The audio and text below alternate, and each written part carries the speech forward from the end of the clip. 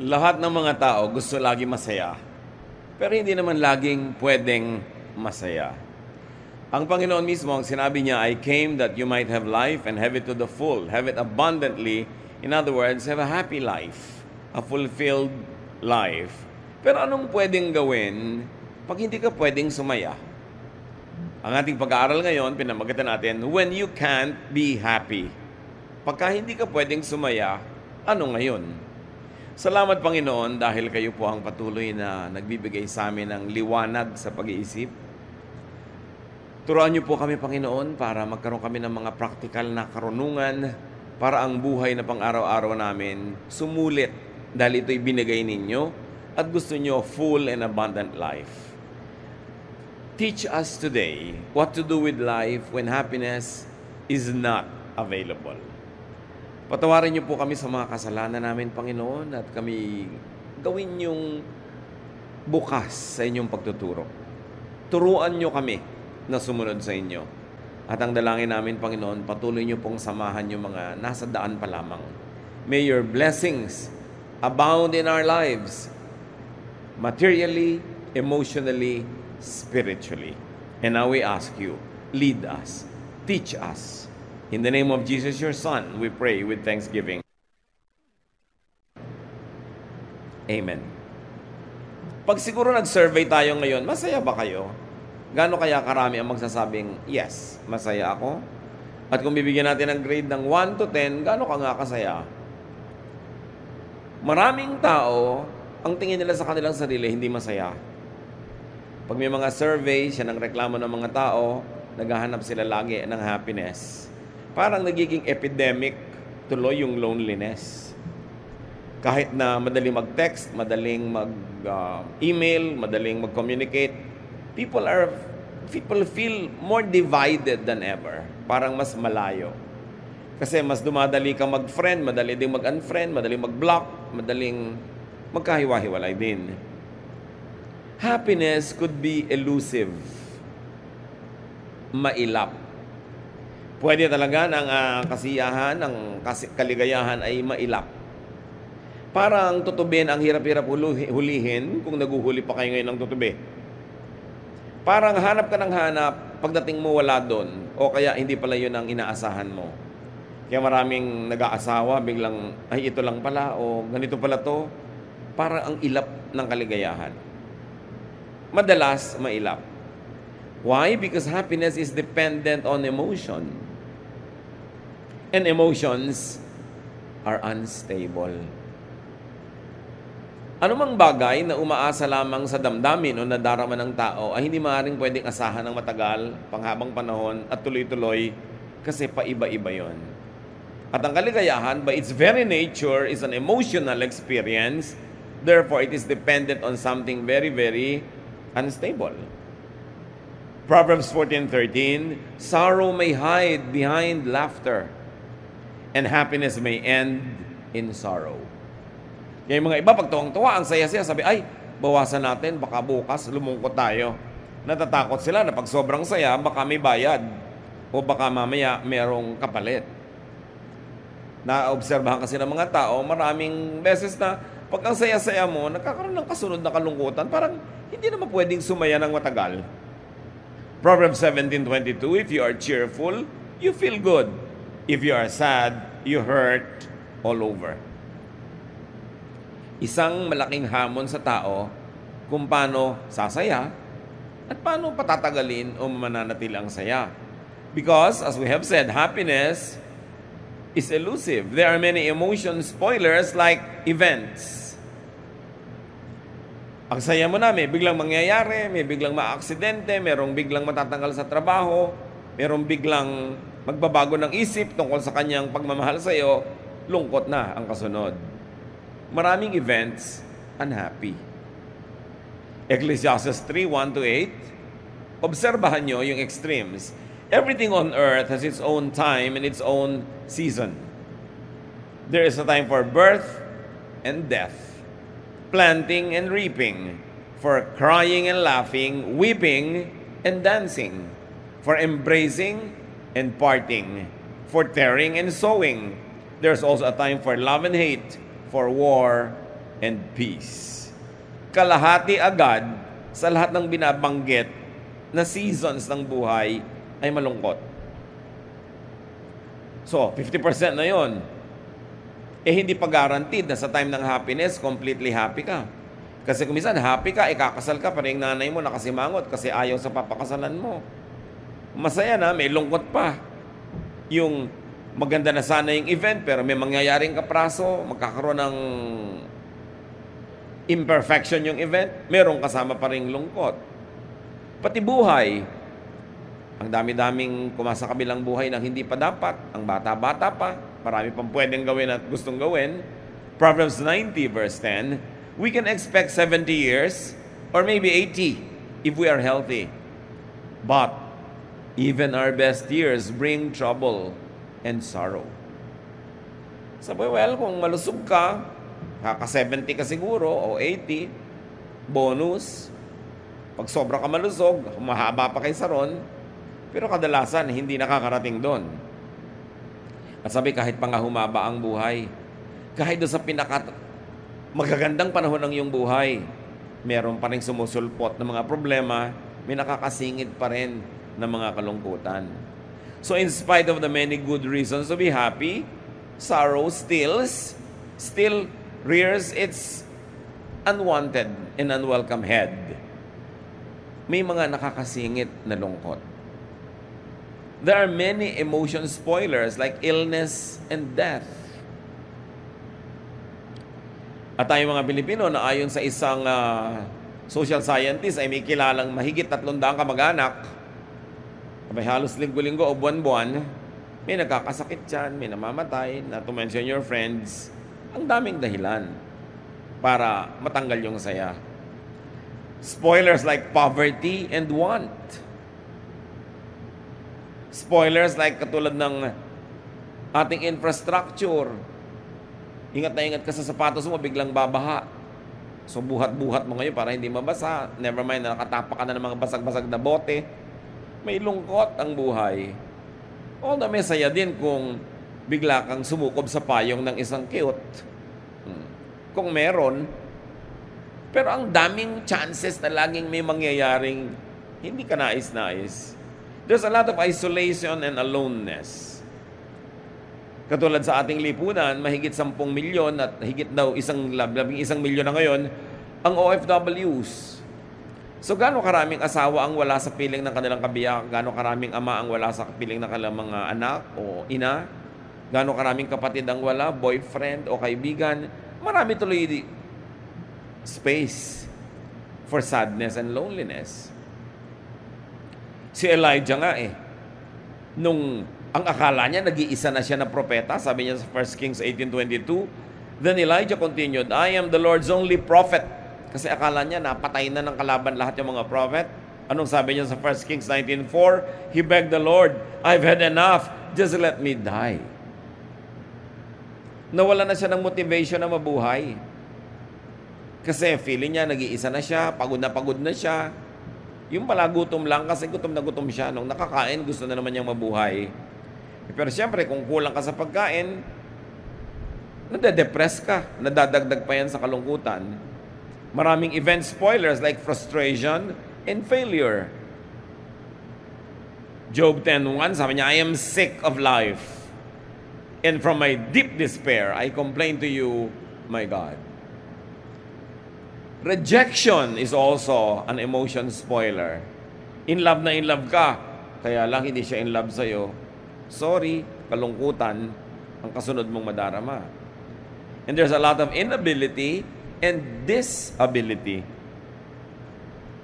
Mga gustong abutin na hindi maabot, gustong gawin na hindi magawa, kasi may kulang sa training, kulang sa education, kulang sa connection, kulang sa pagiging sanay. Ecclesiastes 2:20 and 23, I thought about all my hard work and I felt depressed.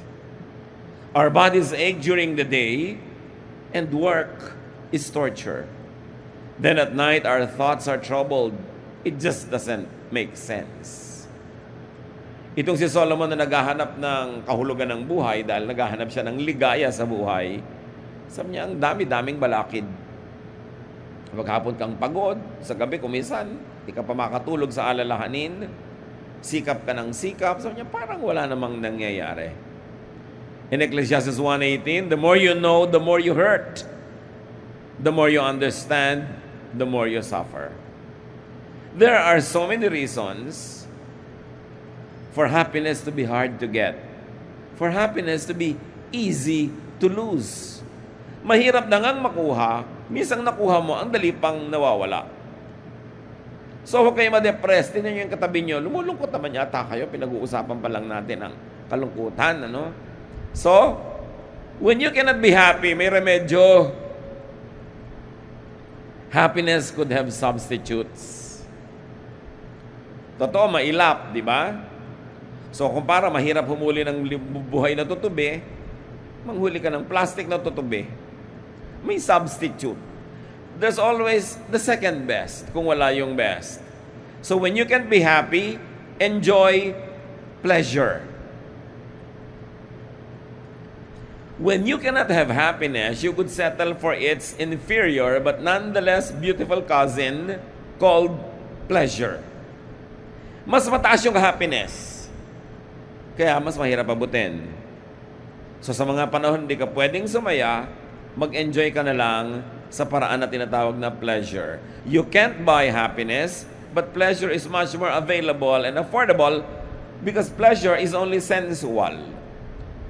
In other words, you feel good by being happy. Ang taas nun kasi emotion.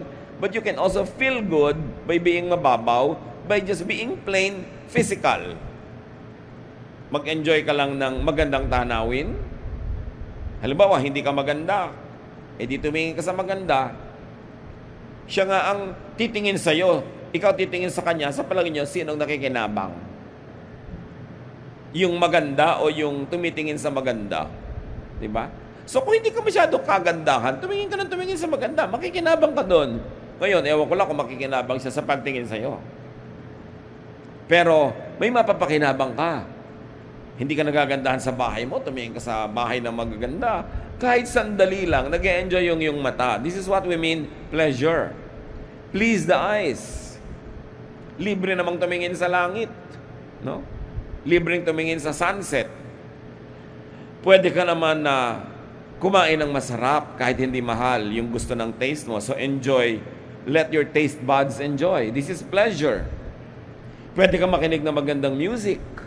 Magandang boses.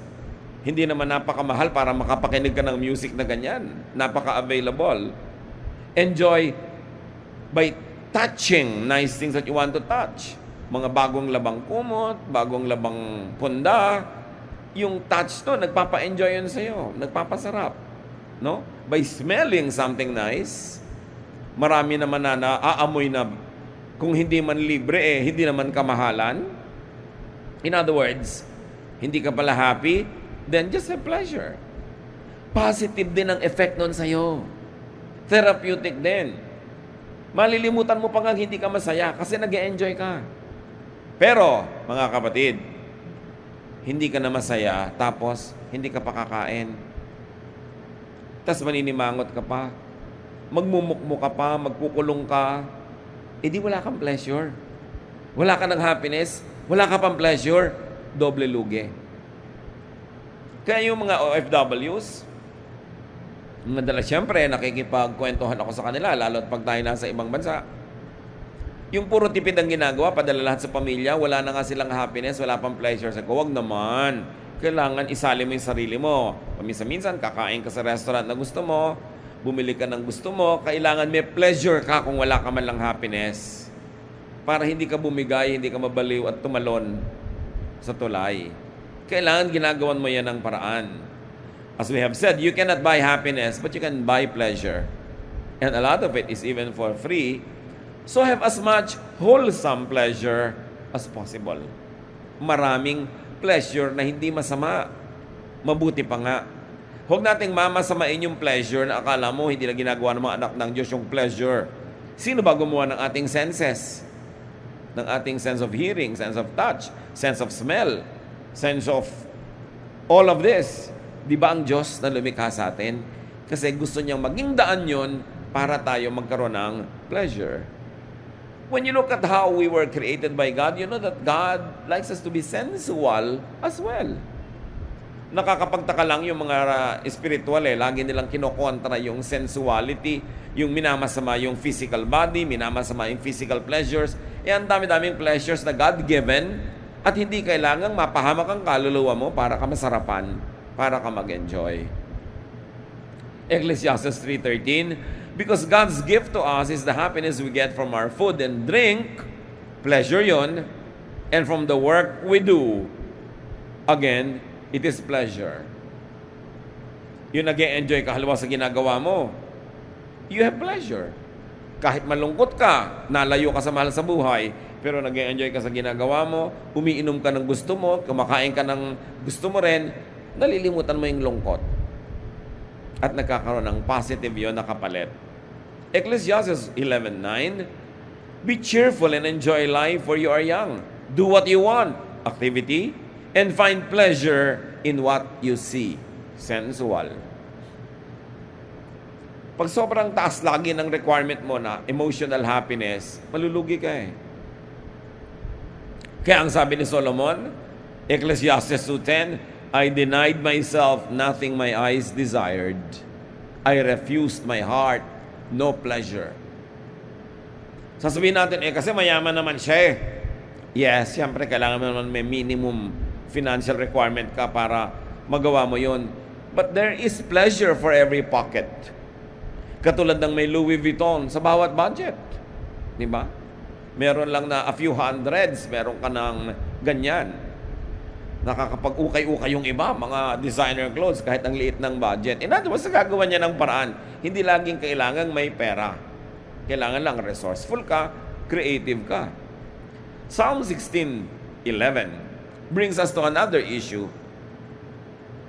You have shown me the path of life, and you make me glad by being near to me. Sitting at your right side, I will always be joyful. So mga kapatid, if you cannot have happiness, you can have pleasure. If you cannot have pleasure, have joy. Importante yan. Joy is a deep feeling of well-being with or without happiness. Katulad halimbawa ng mga Christian martyrs noong unang panahon. Ipinapakain sa leon, sinusunog sila, kung ano-anong ginagawa, tinotorture, hindi sila happy. At definitely, hindi yun pleasure. Pero may joy. Katulad lang ni Stephen, nung babatuhin siya at binabato hanggang mamatay. Siyempre, hindi yun pleasurable. At hindi yun happy, no? Pero meron siyang joy. Sabi niya, Lord Jesus, take my spirit. Nakatingin siya sa langit at nalampasan niya yung negative ng pleasure, yung pain, nalampasan niya yung negative ng happiness, yung sadness and sorrow, kasi lumampas doon yung kanyang consciousness, naging joy. So, pwede ka magkaroon ng joy. Katulad ng, hindi mo nabibili yung gusto mo, happy ba? No. Pleasure ba? No. Pero dahil pala, inilalaan mo yung pera mo para sa enrollment ng iyong anak, may joy ka na ginagawa mo yon. Mag-focus kayo mga kapatid sa mga positive of the things we do. Huwag laging kulang ito, wala ito, therefore malungkot ako. No, laging may kapalit yan pagka tinitingnan mo lang at nagbubukas ka ng iyong mata. And joy is a very wonderful substitute for happiness. You cannot always be happy, but you can be joyful. In fact, you can be cheerful. Cheerful lang naman yung attitude mo, yung panglabas. Kahit iba yung nadarama mo sa loob, nadadala ka na rin noon towards, kung hindi man lang happiness, is less loneliness. It is not happiness, as happiness is dependent on or caused by happenings. Yung joy, kaya maganda yung nangyayari kay pangit, hindi na apektuhan yung joy. Kasi mas mataas yung frequency nun Naka-connecta yon sa spiritual world, sa langit, sa Diyos. Kaya nalalampasan mo ang anumang bagay. Kaya yung mga iba mamamatay. Nasa deathbed. Happy ba yun? Of course not. Iniiyakan ka ng mga mahal mo sa buhay. Pleasurable ba yun? Of course not. May sakit ka nga kaya ka namamatay. Pero marami mga true and deep believers at the point of their death may joy. Why? Because they look forward to being with the Lord. At nararamdaman na nila na sila papalapit na sa Panginoon. Yang lungkot, pagka ikay nasa pier, nakatingin ka sa barko, papaliit ng papaliit yung barko, di ba? Depende kung nasa ang pier ka. Kasi kung nandun ka sa pier na pupuntahan ng barko, nakatingin ka, papalaki naman ang papalaki yung barko, di ba?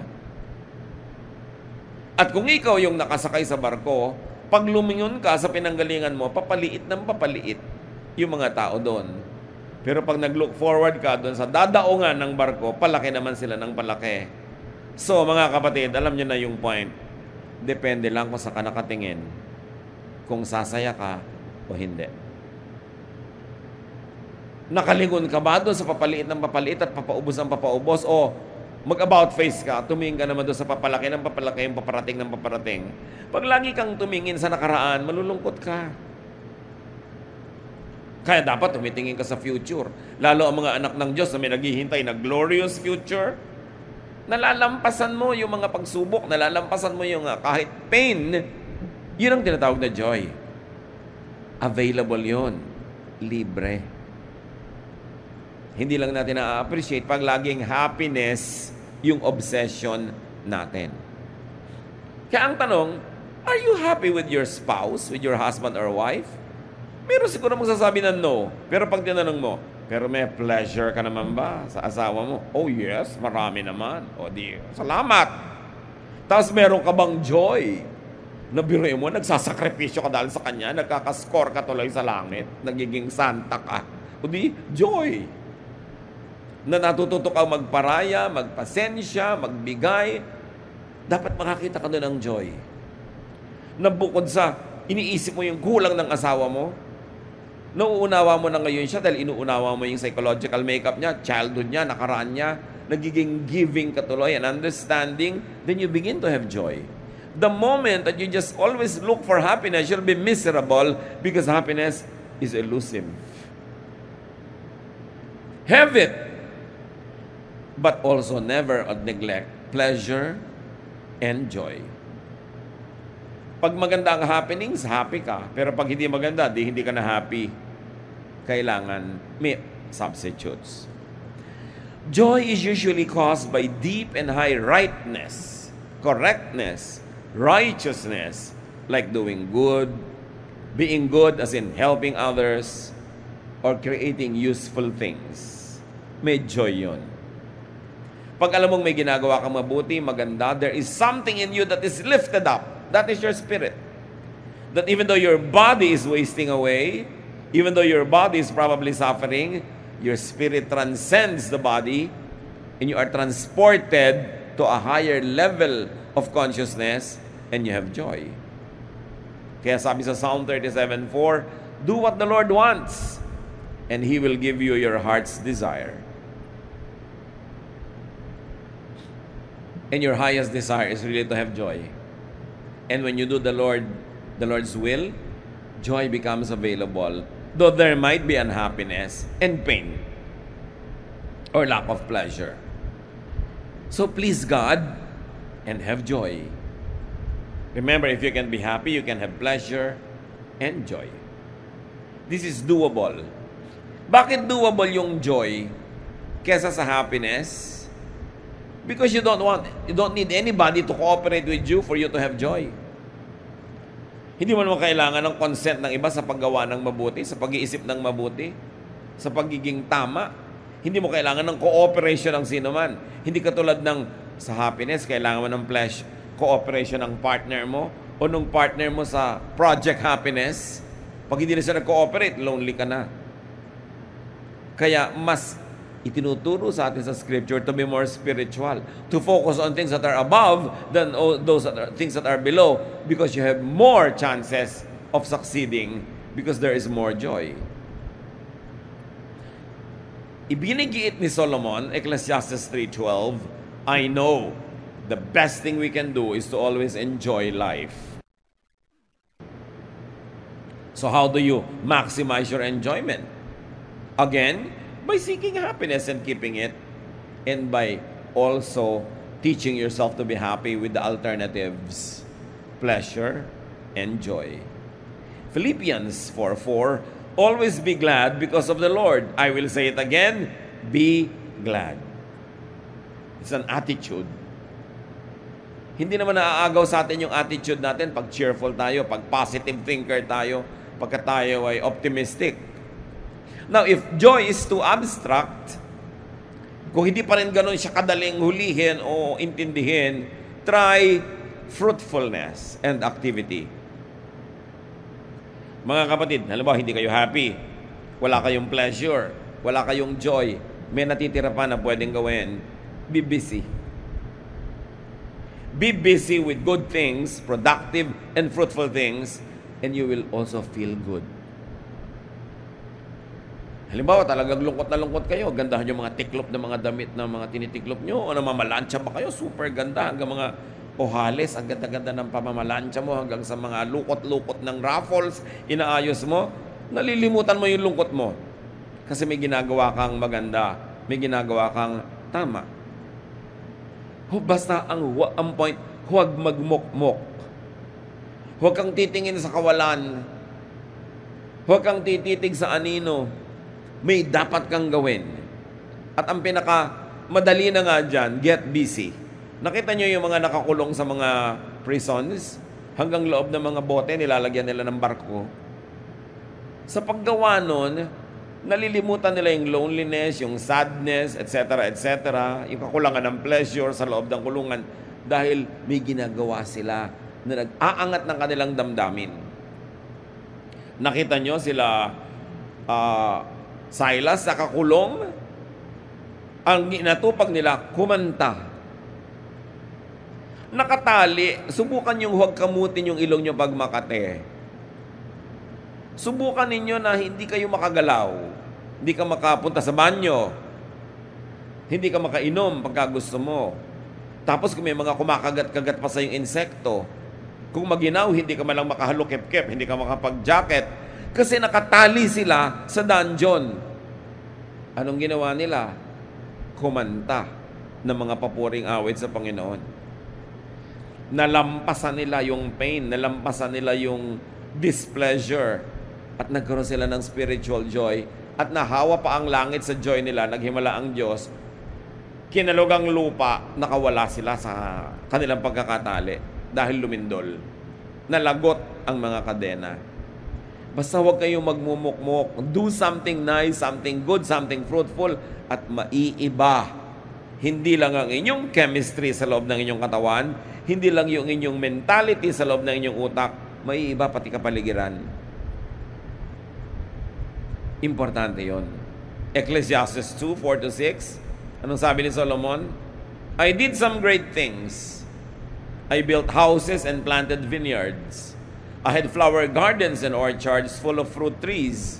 I had pools where I could get water for the trees, etc., etc. Sa palagay nyo, bakit maraming project si Solomon? Dahil siya'y masaya? O dahil siya'y malungkot? I believe malungkot siya. Kasi yun ang topic ng Ecclesiastes, mga kalungkutan, mga hirap ng kalooban.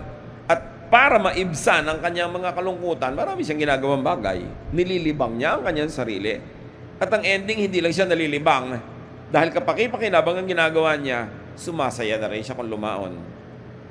Importante, what to do with your sadness. What to do with your feeling of inadequacy or frustration, or what to do with your pain. Do what you want. Do what you could within the limits of righteousness. Pero ang dapat, meron kayong gawin pag hindi kayo masaya. Yung kasing lungkot na hindi pinapalayas, hindi pinapalitan ng pleasure o joy o busyness and preoccupation, nanganganak yung lungkot na yun eh. Lumalalim, nakakaugat, kumakapit ng mabuti sa iyong pagkatao. Kaya sa susunod, ang dali-dali mo ng palungkutin kasi may nakatira ng kalungkutan doon sa loob. Ang hirap-hirap mo na ngayong pasayahin. Ang magiging ending yan, magkaka-depress ka na, kaya kailangan merong gawin. Sabi ni Solomon sa Ecclesiastes 9:9, life is short and you love your wife, so enjoy being with her. This is what you are supposed to do as you struggle through life on this earth. Siyempre, hindi lang naman yung wife ang context niyan. Life is short and you love your mother, so enjoy being with your mother. Life is short and you love your friends, so have time with your friends. Life is short and you like to swim, so swim a lot. In other words, sa iksi ng buhay na ito, huwag mong sayangin sa pagmumukmok at kawalan ng ginagawa.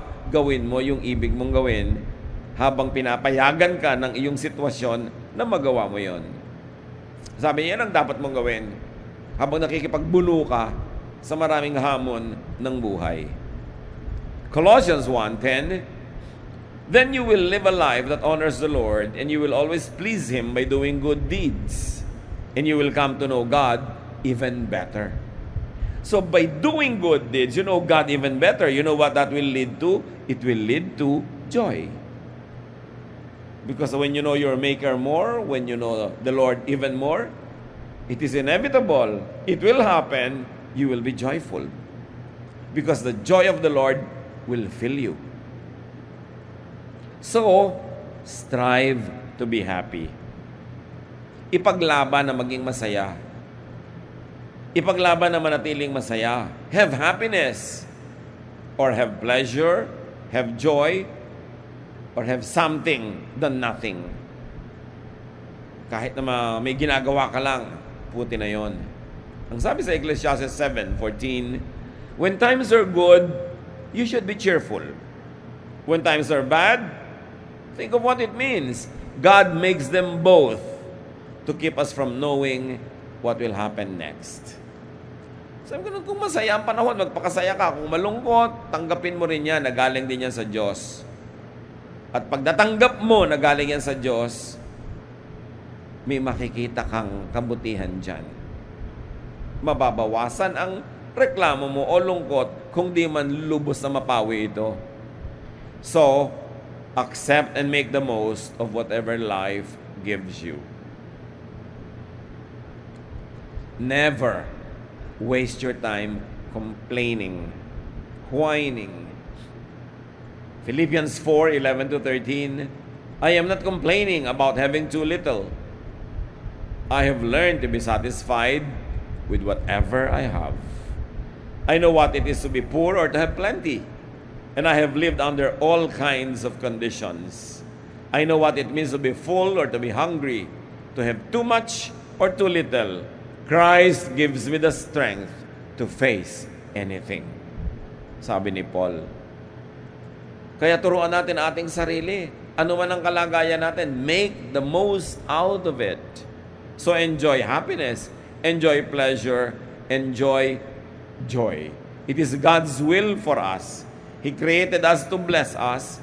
At kung anong gagawin natin sa mga hindi maiiwasang nangyayari sa buhay natin will result kung tayo ay sasaya o lulungkot, kung sisidhi o maiibsan ang mga pagdurusa natin.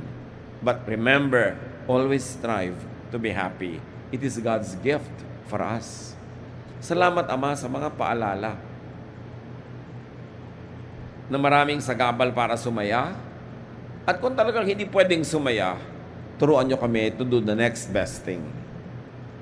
Turuan nyo kami, Lord, to cultivate a life that gives joy. And teach us, Lord, as appreciative creatures, to enjoy pleasures that are not offensive to you. Turuan nyo kami, Panginoon, to make the most out of this life. At matulungan din namin ang aming kapwa that they too will make the most out of their own lives, and if possible, with our help, with our cooperation. Turuan nyo kami, Lord, sa iksing buhay na ito na regalo mo sa amin, matamasa namin ang dapat matamasa, at maging handa kami at maluwag sa loob namin kung haharap na kami sa inyo, walang pagsisisi, walang panghihinayang, walang regrets. Teach us, Father, and we thank you for life. Pagbulay-bulayan natin, mga kapatid, ang kahulugan nito sa personal na buhay, sa araw-araw na buhay natin. Lord, as your people, ponder the meaning of these things in our daily lives. Teach us. Let your wisdom be ours. In the name of Jesus, your Son. Manalangin tayo, mag-isip-isip, magbulay-bulay para mailapat natin sa pang-araw-araw na buhay natin ang mga magandang katuruan na ito.